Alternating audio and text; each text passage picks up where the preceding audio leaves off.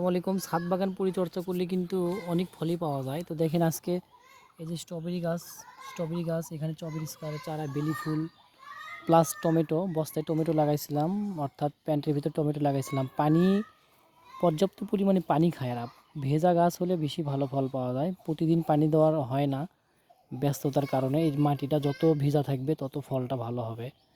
আসলে সবসময় সময় হয় না, কিন্তু এখন কন্টিনিউ করবো ইনশাল্লাহ। কারণ আমার বেশি ফলের দরকার, অর্গানিক ফলের দরকার। এটা কিন্তু কোনো মেডিসিন নাই, শুধু জাস্ট খেয়ে লাগাইছিলাম। ইনশাল্লাহ প্রতিদিন, আমার বিশ্বাস প্রতিদিন চর্চা করলে ভালো ফল পাবো আশা করা যাচ্ছে। তো এই যে আম গাছ বিশেষ করে স্ট্রবেরিটা মনোমুগ্ধকর। স্ট্রবেরিটা মন কাড়িয়ে নিছে।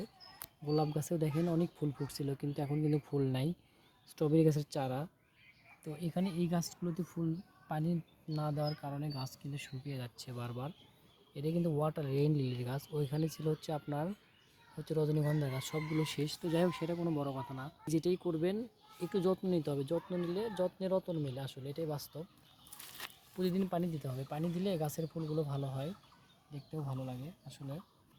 তো ভিডিওটা অবশ্যই ভালো লাগবে। দেখেন এখানে আমি আপনাদেরকে আরেকটা জিনিস দেখাচ্ছি, রসুনের চারা। এই গাছগুলোতে আলুর গাছ লাগাইছিলাম, আলু মরে গাছ মরে গেছে, এখন আলু উঠাইনি। আর আলু উঠাবো, আলু উঠানোর ভিডিও দেবো ইনশাল্লাহ। যে কটা আলু আছে আমরা নিজেরাই এক তরকারি হলে তো খাওয়া যাবে, ওটা কোনো ব্যাপার না। যে রসুনের গাছগুলো দেখেন কত ইউনিক টাইপের গাছগুলো, প্রায় হয়ে গেছে, গাছগুলো অনেক সুন্দর হয়েছে। প্রতিদিন পানি দিতে হবে, এখন খরার সময় তো বস্তার ভিতরে গাছ প্রচুর পরিমাণে পানি খায়।